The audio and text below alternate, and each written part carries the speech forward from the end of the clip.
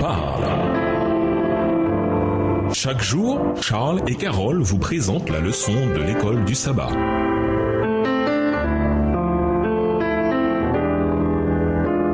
Bienvenue dans votre émission Dieu nous parle. Nous voilà à la leçon de vendredi. Pour aller plus loin, restaurer cette image de Dieu en l'homme. Tel est l'objet et le vrai but de l'éducation. Texte tiré du livre Patriarches et prophètes au chapitre 584, livre écrit par Hélène G. White. Avec cette idée à l'esprit, nous voyons pourquoi une vision chrétienne assurée du monde est essentielle à l'éducation adventiste. Après tout, comme nous l'avons relevé plus tôt, l'éducation en soi n'est pas nécessairement bonne. Les gens peuvent être instruits et même érudits au sujet d'idées et d'attitudes qui sont contradictoires aux principes qui se trouvent dans la Bible. C'est pourquoi, en tant qu'adventiste du 7e jour, notre système scolaire doit être fondé sur la vision chrétienne du monde. Cela veut donc dire que tous les hommes généraux de l'éducation, de la science, de l'histoire, de la moralité, de la culture, etc., seront enseignés à partir de cette optique, à la différence d'une éducation qui la contredirait ou qui simplement n'en tiendrait pas compte. En outre, nous l'avons déjà dit auparavant, mais nous allons le répéter, une perspective neutre, cela n'existe pas. Toute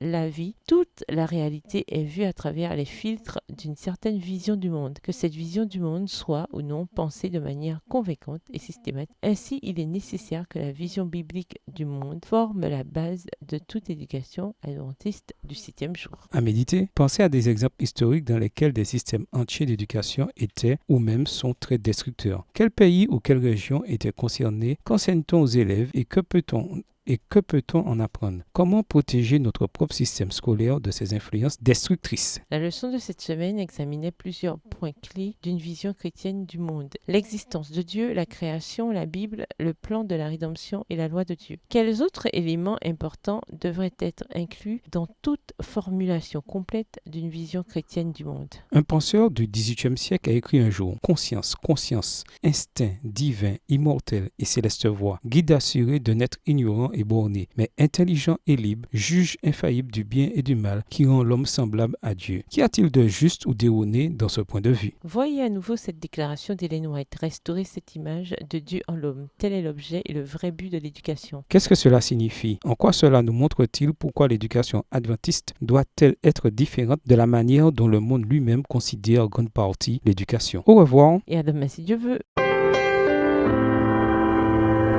Dieu nous parle.